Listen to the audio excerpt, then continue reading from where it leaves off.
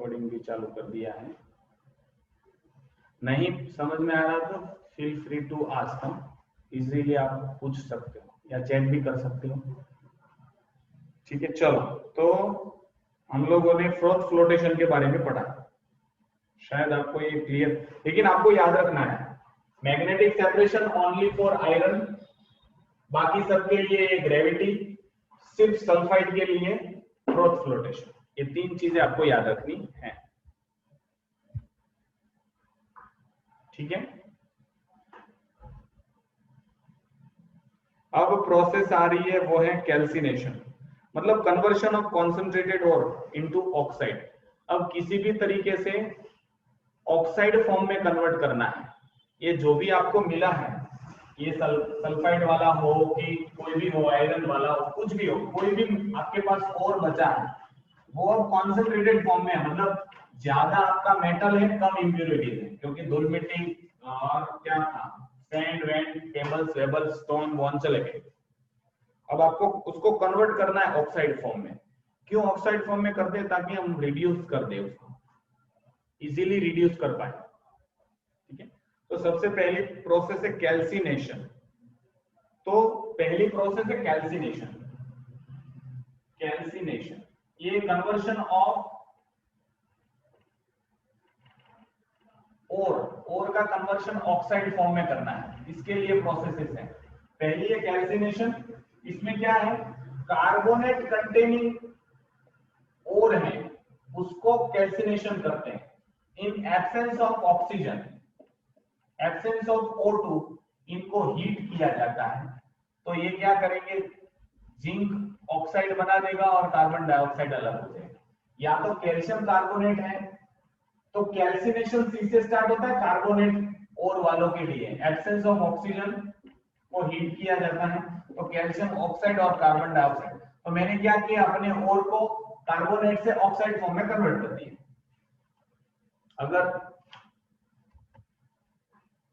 अगर ये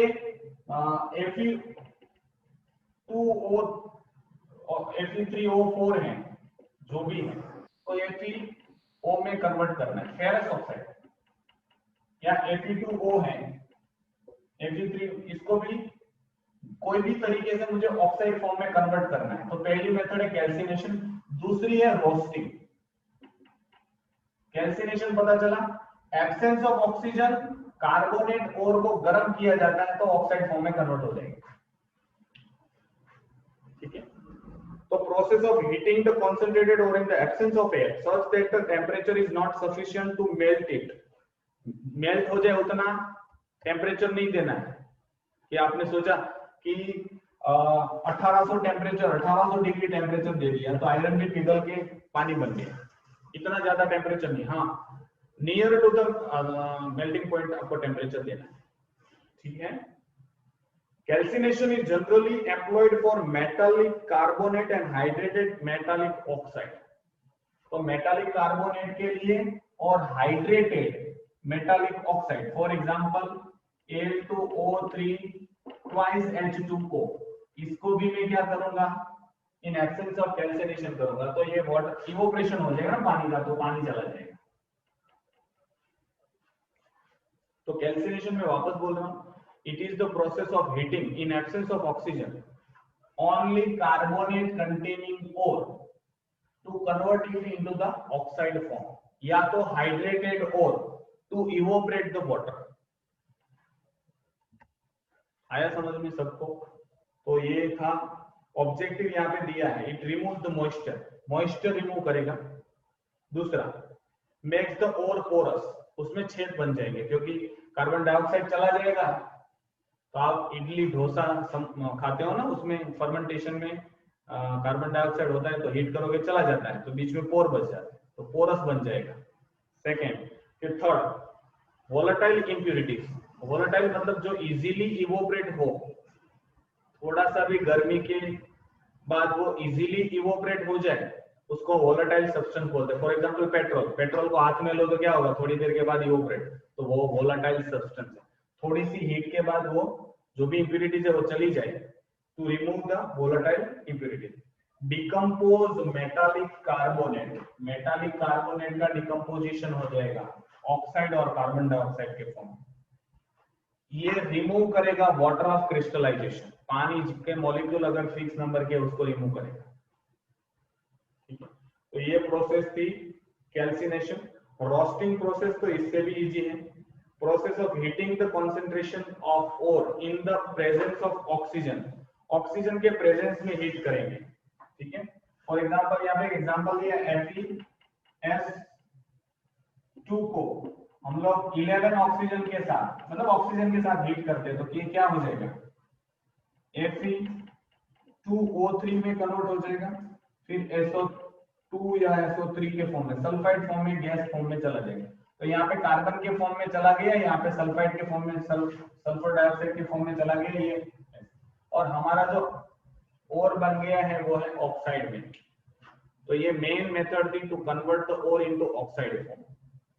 next reduction of metallic oxide. अब हमारे पास जो भी ये मेटालिक ऑक्साइड है, जितने भी मेटल और ऑक्सीजन, मेटल और ऑक्सीजन, मेटल और ऑक्सीजन, मेटल और ऑक्सीजन, अब ये ऑक्सीजन का रिडक्शन करना है, मतलब यहां से उसको हटाना है, उसको फ्री कर दो।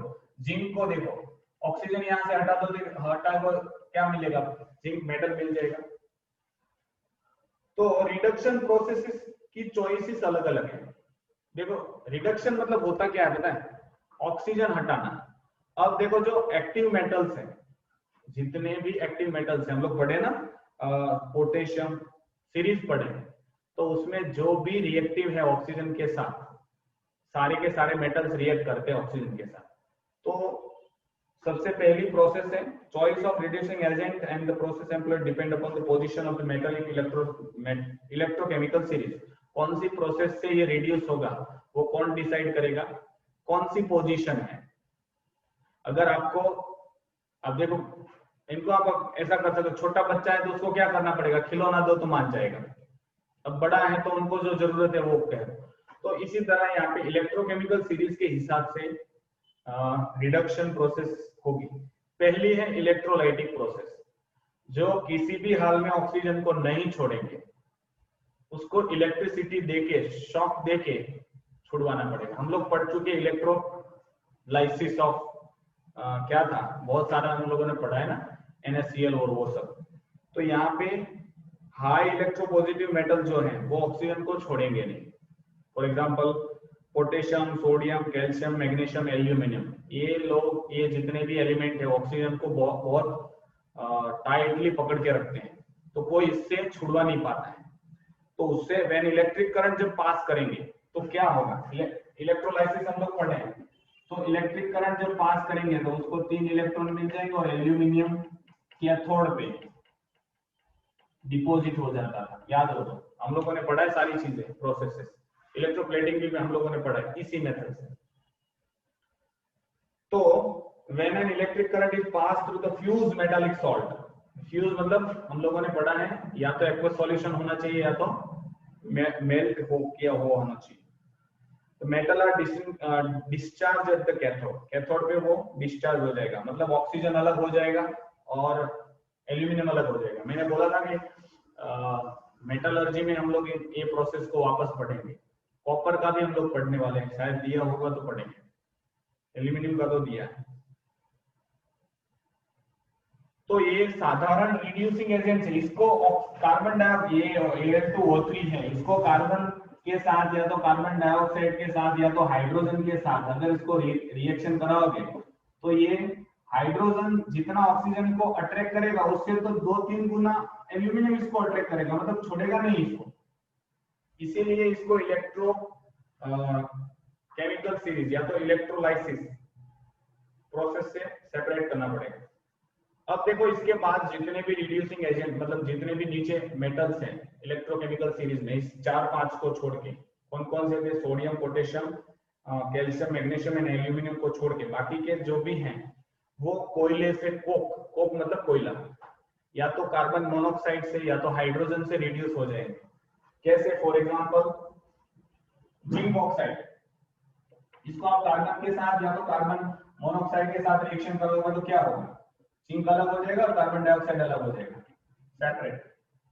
या तो Fe2O3 है या Fe3O4 है, जो भी है, Fe3O4 है, Fe2O3 जो भी, इसको भी कार्बन मोनोऑक्साइड के साथ रिड्यूस कराओगे तो ये क्या हो जाएगा, FeO हो जाएगा। तो आप फर्दर ये कार्बन के साथ कराओगे तो ये होगा, फिर फर्दर FeO कार्बन मोनोऑक्साइड के साथ रिएक्शन कराओगे तो फिर अलग हो जाएगा। ठीक है, तो बाकी के कार्बन से, कार्बन मोनोऑक्साइड से या तो हाइड्रोजन से ऑक्सीजन को छोड़ देंगे, रिड्यूस हो जाएंगे। नेक्स्ट जो प्रोसेस है वो है, देखो यहाँ पे बहुत सारे एग्जांपल दिए हैं। जिंक ऑक्साइड कार्बन के साथ जिंक कार्बन मोनोऑक्साइड, फेरस का मैंने जो बोला वो है, फिर लीड ऑक्साइड का है, कॉपर ऑक्साइड का भी देख लीजिए। रिडक्शन बाय कार्बन मोनोऑक्साइड और हाइड्रोजन, हाइड्रोजन और कार्बन मोनोऑक्साइड से रिड्यूस होने वाले प्रोसेसेस हैं। आयरन को देखो कार्बन मोनोऑक्साइड से, लीड ऑक्साइड को कार्बन मोनोऑक्साइड से, कॉपर ऑक्साइड को कार्बन मोनोऑक्साइड से, जिंक ऑक्साइड को कार्बन मोनोऑक्साइड से, तो सब में मेटल फ्री हो जाएगा। या फिर हाइड्रोजन से भी रिड्यूस कर सकते हैं। देखो आयरन ऑक्साइड को, मतलब हेमेटाइट, मैग्नेटाइट है सॉरी, हाइड्रोजन के साथ फेरस फ्री हो जाएगा, पानी बन जाएगा। लीड ऑक्साइड में से ऑक्सीजन हटा देगा वो हाइड्रोजन और वाटर वेपर बना देगा, गैसियस फॉर्म में चला जाएगा। कॉपर का भी वही है, जिंक का भी वही। रिडक्शन बाय थर्मल डिकम्पोजिशन, तो ये पहला तो इलेक्ट्रिसिटी से ऑक्सीजन का पीछा छुड़वाया, ऐसे 4-5 मेटल है।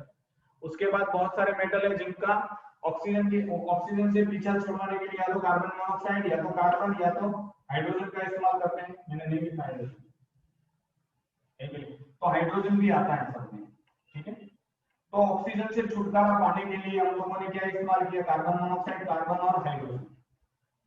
अब ऑक्सीजन का छुटकारा, कुछ कुछ एलिमेंट ऐसे है, कुछ कुछ मेटल ऐसे, सिर्फ हीट दे दो ऑक्सीजन चला जाएगा। तो ऐसा कौन सा है, मर्क्यूरिक ऑक्साइड। देखो HgO, इनका इनके साथ बहुत कम अट्रैक्शन रहता है, इसको सिर्फ हीट करो तो क्या होगा, और ये ऑक्सीजन अलग हो जाएगा। और यहाँ पे 2 लगा दो।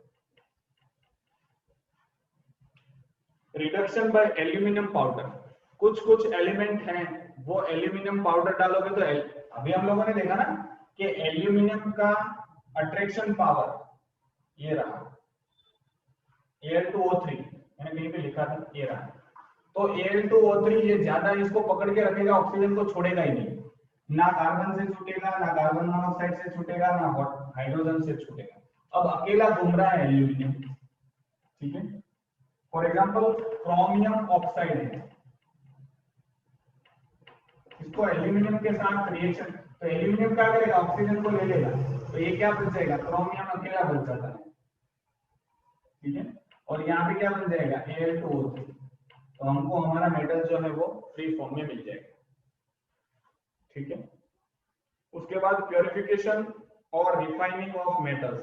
अब देखो आपके पास जो भी मेटल मिला, यहाँ पे मिला, यहाँ पे मिला, जिंक के फॉर्म में मिला होगा, फेरस है तो फेरस के फॉर्म में मिला है, ऑक्साइड हट गया, कैल्शियम, ऑक्सीजन चला गया रिडक्शन के, तो कैल्शियम जिंक। अभी भी ये मेटल में माइन्यूट क्वांटिटी में, माइन्यूट अमाउंट में कुछ इंप्यूरिटीज है, 100% प्योरेस्ट फॉर्म नहीं मिला, तो 100% 90, 95, 96% प्योर मिला है मेटल। हमको 100% प्योर अगर चाहिए तो हम लोग बहुत सारी दूसरी प्रोसेसेस करते हैं, इसको हम लोग कल पढ़ेंगे। ठीक है, तो आज मैंने ज्यादा खींच लिया है ऐसा लग रहा है। चलो तो शायद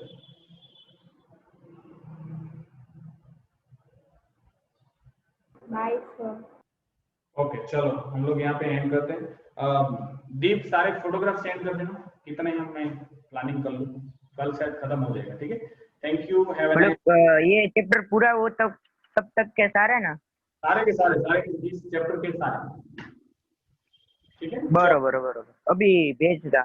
सर कल वेला नहीं रखो है? हाँ सर, कुछ वेला रखो ना। चलो 2:30 से वेले का मतलब है जल्दी। मेरा एक और भी ट्यूशन होता है, चलो उसका मैं टाइमिंग थोड़ा चेंज करता हूँ, आपका 2:30 बजे से के आजू बाजू होगा। चलो मैं आज बता देता हूँ उनको पहले। सर 1-2 दिन रखो यानी 7 बजे।